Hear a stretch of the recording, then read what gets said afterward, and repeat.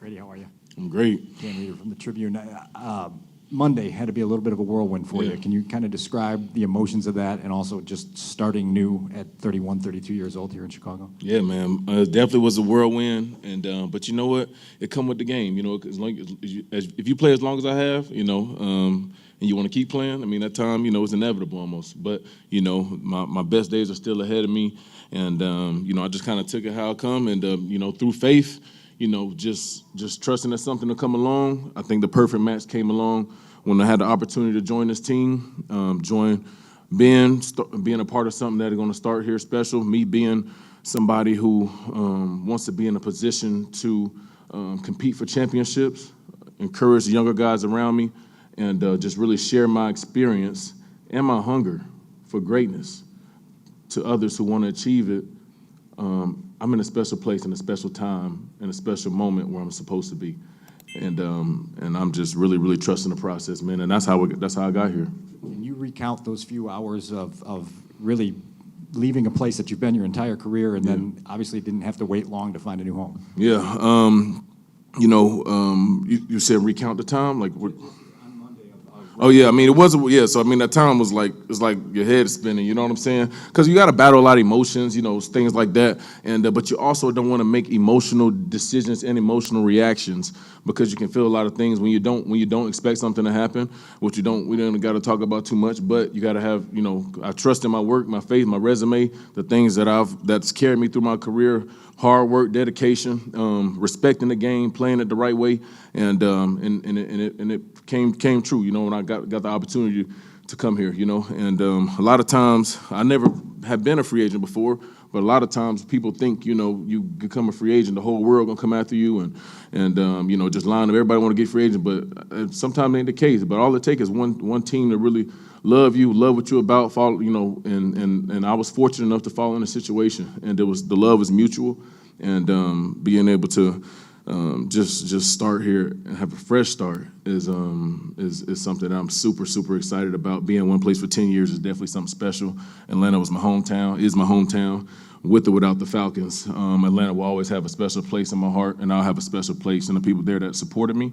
But in this new chapter of my life, I'm so happy to be here in a great city like Chicago, an organization who has a history of just being, just dominant defense, legendary players, Hall of Famers.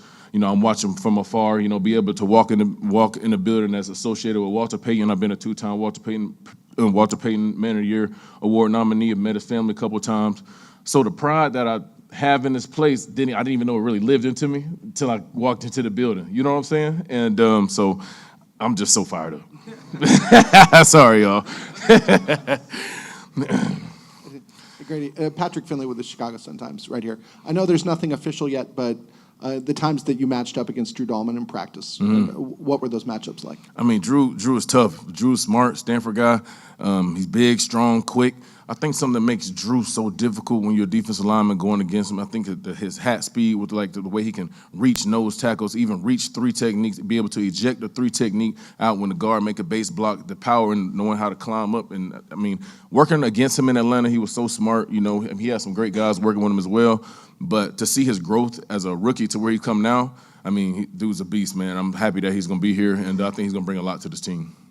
Hi, Grady. Courtney Cronin, ESPN. How much of the Bears' investment in having two edge rushers here was, factored into your decision of wanting to come here? Oh man, big time. No Montez Sweat, Atlanta guy.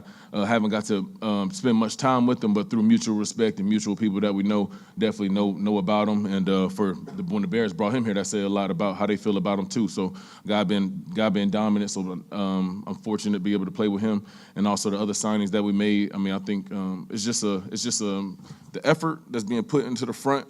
I mean, coach believe in it. You're gonna win the game in the trenches, offensive, defensive line, and then for going through training camp, going through practice, I don't have better guys to sharpen my sword against. You know what I'm saying? Because they gonna come every day and give you the all. I played against these guys, man, and it's been battles.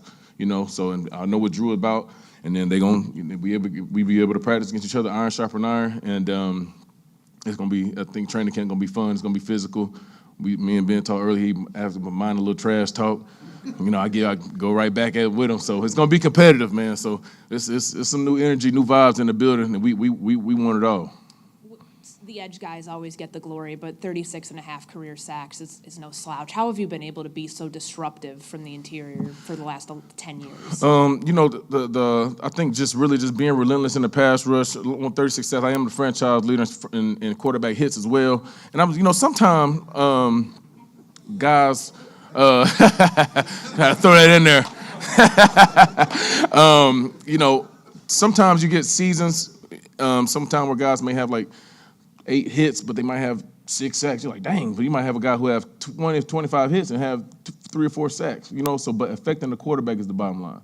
Getting them off the spot, getting them uncomfortable. So to be able to be in a position from an interior standpoint, it means a lot, you know, especially when you're gonna have dominant guys from the outside coming in every direction and whatever else Coach Allen draw up, you know. So being able to be a piece to add to this already group that's here, I mean, it means a lot. Grady, Matt Zahn, CBS Chicago over here. You said your best days, you feel like your best days are still ahead of you. Obviously, you've had some pretty good days in your career. So at age 31, what gives you the confidence that you still have your best days in front of you? Because if I didn't have that confidence, I wouldn't be sitting here. You know, if I got comfortable after my first contract extension, I wouldn't be sitting here. If I got comfortable after my second contract extension, I wouldn't be sitting here. And at the end of the day, this new contract that I got with a new team is just motivating me, you know, and I'm gonna be like that till, you know, the day I can't do this no more. But until that, I'm gonna always strive to be better. I'm gonna always strive to learn, and you know, you never really figure it all out. The day you think you figure it all out is you're gonna go down, and so that's what I'm excited about, and that's what I'm confident in. My body is good, my body is strong, and my mind is, you know, hungry to learn. I'm just in a position to where I'm in a special place at the right time around the right people, and I'm super excited for what's to come. Do you still feel like a young guy? I mean, we about to start OTAs. We're gonna line it up. They're gonna see that strength, that speed, all that. So, I mean, you don't know me, obviously, yet, but you'll see. You get to learn, and I'm confident in my abilities to be highly productive and have my best seasons still ahead of me. Grady, I'm over here to your left. Herb Howard with the Bigs, man. You talked about trash talking with Coach. I saw a mic'd up clip with you. Y'all was playing the Packers, and you passionately told Jordan Love to pipe down. Go ahead, finish it. What else I'll say? I can't. You know what I mean? I'm glad you know what I'm talking about, though.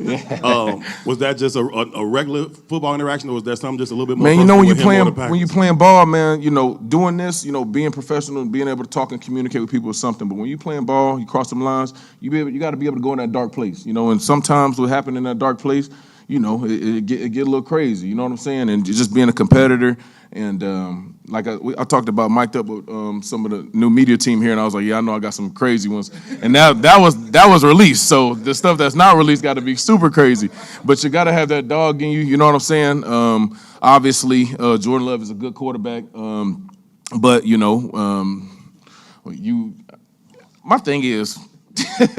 So if y'all already can't hit the quarterback so many different ways. See, first of all, I chased him down the field over 50 yards. I went and caught him, so I got that speed on me too. And that was 2 years ago, so I'm only getting faster. So, then to walk away from me talking mess, I mean, what we doing? We ain't, you know what I'm saying? But I'm excited I get to go against him 2 times a year now, and you know, just try to you know, help this organization get some wins over that other team. Hey Grady, Alex Shapiro, Chicago Sports Network, right here, right in the middle. Here you go. Gotcha. Hey there.